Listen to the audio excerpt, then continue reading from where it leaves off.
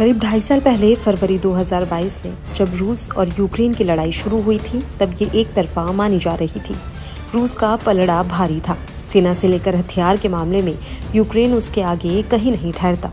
लेकिन अब यूक्रेन का पलड़ा भारी नजर आने लगा है।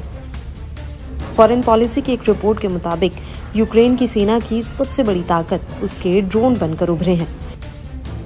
ताज़ा अपडेट में यूक्रेन के ड्रोन्स ने रूस के परमाणु संयंत्र को अपना निशाना बनाया है। रविवार को कई धमाकों के बाद रूस के कब्जे वाले ज़पोरिजिया परमाणु संयंत्र में काला धुआं उठते देखा गया। बताया जा रहा है कि यूक्रेन की तरफ से रूस के परमाणु संयंत्र पर ड्रोन अटैक किए गए हैं। जानकारी के मुताबिक एक कूलिंग टावर पर रविवार को कथित ड्रोन हमला किया गया। इससे ज़पोरिजिया परमाणु संयंत्र में एक कूलिंग टावर क्षतिग्रस्त हो गया। हालांकि इसे परमाणु सुरक्षा पर कोई खतरा नहीं है। रूस द्वारा नियुक्त अधिकारी येवगेनी बालिट्स्की ने कीव की सेना पर आसपास के शहर एनेरहोदर पर गोलाबारी करके आग लगाने का आरोप लगाया। जेलेंस्की ने एक वीडियो प्रकाशित किया। इसमें काला धुआं एक कूलिंग टावर से निकलता हुआ दिखाई दे रहा है।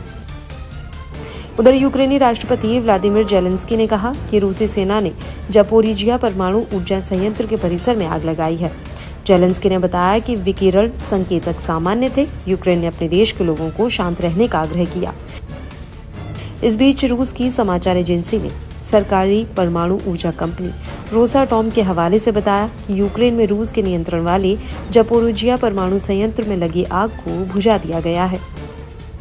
खास बात यह है कि यूक्रेन की सेना रूस की सीमा में घुसकर कार्रवाई कर रही है। यूक्रेनी सेना रूस के क्षेत्र में 30 किलोमीटर तक अंदर घुस चुकी है। इमारतों पर यूक्रेनी सैनिक अपने देश का झंडा भी लगा रहे हैं। इसे रूस के लिए बड़ा झटका माना जा रहा है। वहीं यूक्रेन के राष्ट्रपति जेलेंस्की का इसको लेकर ऑफिशियल बयान भी आया है। उन्होंने यूक्रेन की सेना के रूस में घुसने की पुष्टि की है। जेलेंस्की ने 11 अगस्त की रात पहली बार अपने देश को संबोधित किया और स्वीकार किया कि यूक्रेन की सेना रूस के अंदरूनी इलाके में तेजी से आगे बढ़ रही है। जेलेंस्की ने कहा कि हाल के दिनों में रूस इसी क्रुस्क के इलाके से उस पर हमला कर रहा था और करीबन 2000 अटैक किए थे, इसलिए जवाबी कार्रवाई की जा रही है। बीबीसी की एक रिपोर्ट के मुताबिक यूक्रेन की सेना क्रुस्क में काफी अंदर तक घुस चुकी है। रूस के उन ठिकानों को भी निशाना बना रही है जहां हथियार, गोला बारूद और बम रखे गए थे। यूक्रेन जिस तरीके से रूसी सीमा में घुसकर ऑफेंसिव लड़ाई लड़ रहा है, उससे तमाम रक्षा विशेषज्ञ भी चौंक गए हैं। वहीं रूस के रक्षा मंत्रालय की तरफ से भी बयान जारी किया गया है। रूस ने कहा कि उसकी सेना ने टोल्पिनो और ऑब्शी कोलेदेज गांव के पास यूक्रेनी सैनिकों से मुठभेड़ की है। वहीं यूक्रेन के अधिकारी कई दिनों तक इस खबर के बारे में चुप्पी साधे रहे।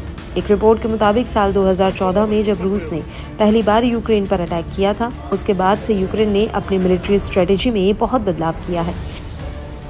एक तरीके से पहली बार सोवियत की छाया से निकलकर एक नाटो देश की तरह अपनी मिलिट्री स्ट्रेटेजी बनानी शुरू की। अमेरिका से लेकर वेस्ट के तमाम एक्सपर्ट्स को मिलिट्री ट्रेनिंग के लिए हायर किया, जो रूस से लड़ाई में उसके लिए मददगार साबित नजर आ रहा है।